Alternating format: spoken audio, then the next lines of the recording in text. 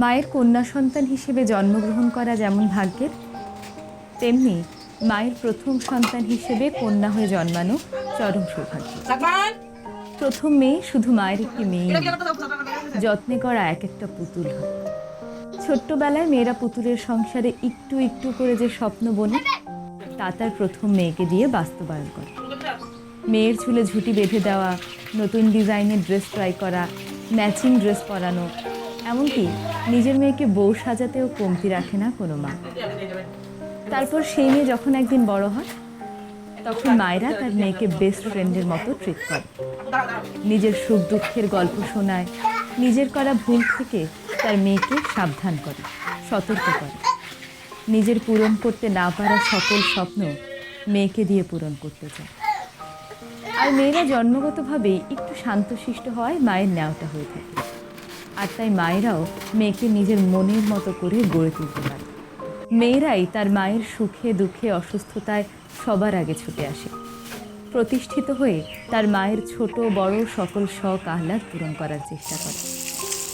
মা মেয়ের সম্পর্কটা না এমন, এখানে খুনসুটি থাকে, অভিযোগ থাকে, কিন্তু ভালোবাসায় এবং আন্তরিকতায় কোনো কমতি থাকে না। আর একটা মেয়ে সকল মায়েরই প্রবল প্রতীক্ষা। মেয়ে ঘর যেন ফাঁকা মরে ফেলে। যে ঘরে মেয়ে থাকে সে ঘরে শান্তির জন্য অন্য কোনো ফুলের প্রয়োজন হয় না।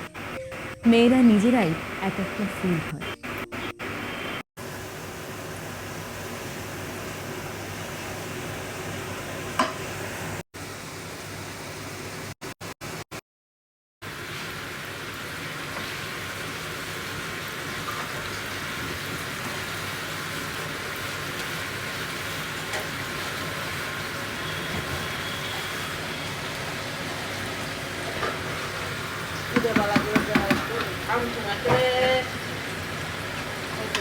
বড় বানা লেগেছে বন্ধ কর।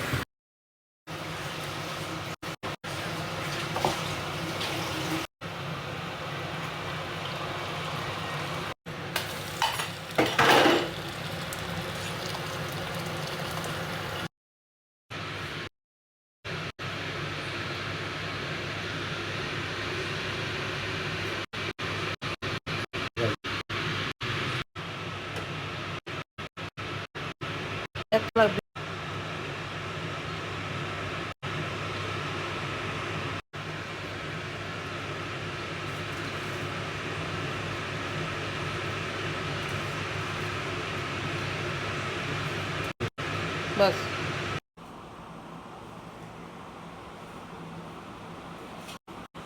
ইলিশ মাছটা 1800 টাকা নিচ্ছে।